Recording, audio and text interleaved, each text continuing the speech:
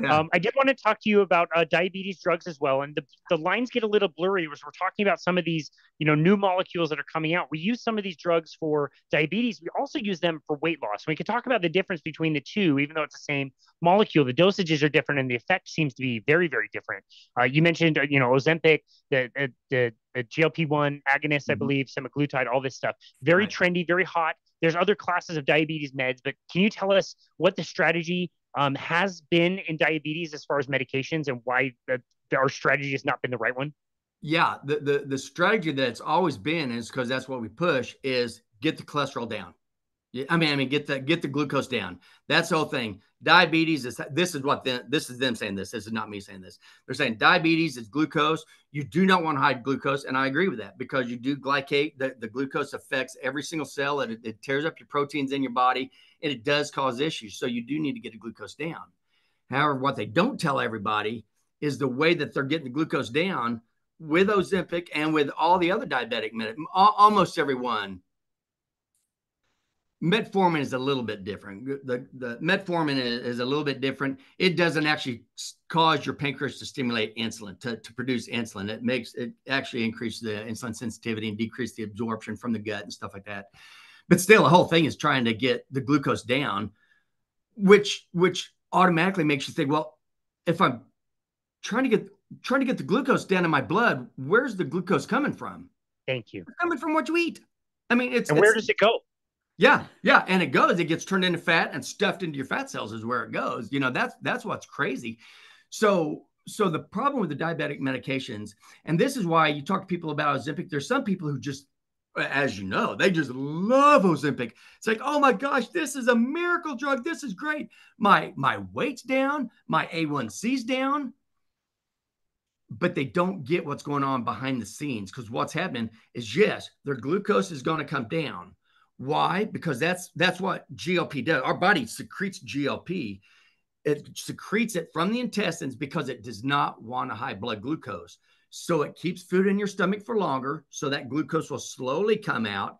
When it goes in your intestines, gets broken glucose, goes in your blood, and your glucose starts to rise. So GLP also stimulates your pancreas to produce insulin. So now you have insulin that's trying to bring that glucose down. So yeah, you're losing weight because you're not eating as much because you kept food in the stomach for a longer period of time. A really bad thing about that is you give these GLP1s, you give it once a week. So where normal your body will secrete GLP and GIP, it'll secrete it after a meal. So you eat a meal, it secretes it. It slowly lets the carbohydrates out, slowly puts carbohydrates in so it doesn't raise as high, and then it stimulates insulin to bring it down. However, there's also another hormone in our gut called DPP4, and we have a drug that blocks this too. But DPP4 is also secreted, and that blocks GLP, so it brings your insulin levels back down again because your body doesn't want high insulin levels also.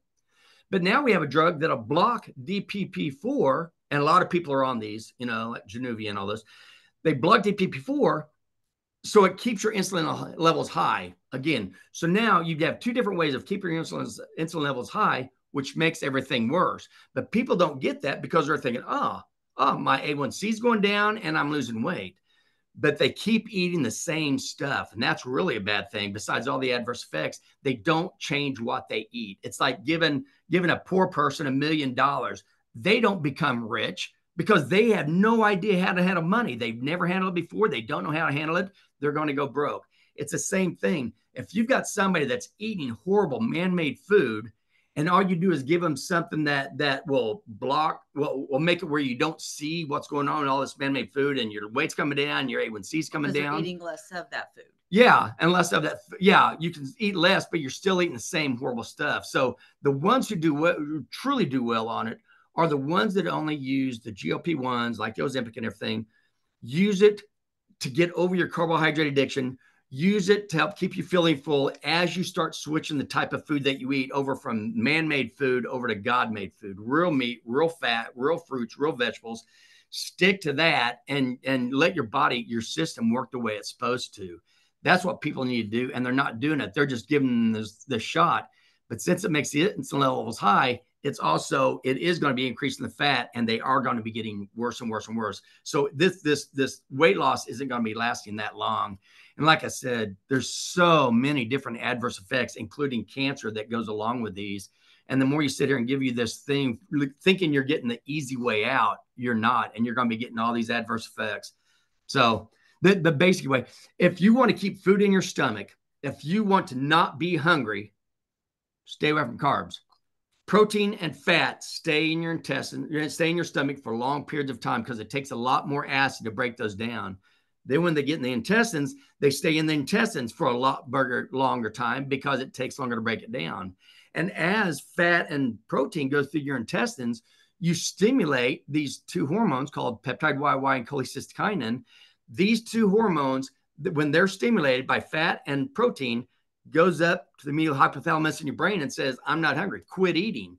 So just the fact that you eat fat and meat, it keeps you full for long periods of time. Carbohydrates don't do any of that. They get broken down very easy. They get in the intestines very easy. They get in your bloodstream very easy. You skyrocket your glucose, you skyrocket your insulin, and then all of a sudden high insulin causes you to turn that into fat and store it. So it's if you want to lose weight and you want to feel good and you don't want to be on meds, eat God-made food. I mean, it's just that simple. And it's crazy that we have to do all this. We have to write books and do podcasts and give talks and do all these things just to try to get people to eat the way we used to eat before our new dietary guidelines came out. Yep. It's crazy. You know, I don't know if I already said it, but that's something else I found is like, we are the only humans. I heard this just about a month or so ago. I was like, animals. Humans are the only animals in the world that have to be told what to eat. No other animal has to be told what to eat. And we never had to be told what to eat up until our dietary guidelines came out in 1977, when all of our diseases went absolutely skyrocketing when those new guidelines came out, for telling everybody that eating fat was bad. Eating fat's going to make you fat. And they think, oh, that makes common sense. I believe it. And it was the worst thing that could have ever happened. Worst thing could have ever happened. So just go back and eat the way we did before our guidelines came out, and you'll be better. But they've done a great work with their, we were talking about that earlier, how they get people addicted, and advertising was one. They've done great with their advertising. And like you said, that's what they'll do. They'll scare you with the news. And then after you're scared with the news, then they'll show you a commercial of this nice, comfort food. Here's this comfort food. Eat this. Oh, aren't they having happy? And then the next thing, you having happy. And then you go and you take a drug. Don't worry if that food makes you sick, because we got a drug for that. Don't care if it makes an adverse effect, because we got a drug for that too. And then they repeat it. Bad news, food, meds. And that it's over and over and over, and it's working. People are absolutely brainwashed into thinking that man-made food is truly food, and it is not food at all. There's no nutrients in that stuff at all. It's horrible. Well, I appreciate the analogy that you gave. It's funny, as soon as you said, poor people spending lots of money, I remember the movie Dumb and Dumber, where they find a briefcase of cash. They just spend it on everything, and they're left with the briefcase full of IOUs. And then no different. No, it's crazy. We had this conversation a year ago. You were talking about Ozempic, and they were starting to get a little bit more popular. But even 1 year on, we see almost every day there's a new kind of side effect or something. Like, everybody's talking now about Ozempic face. Now you get all like saggy as you're taking this.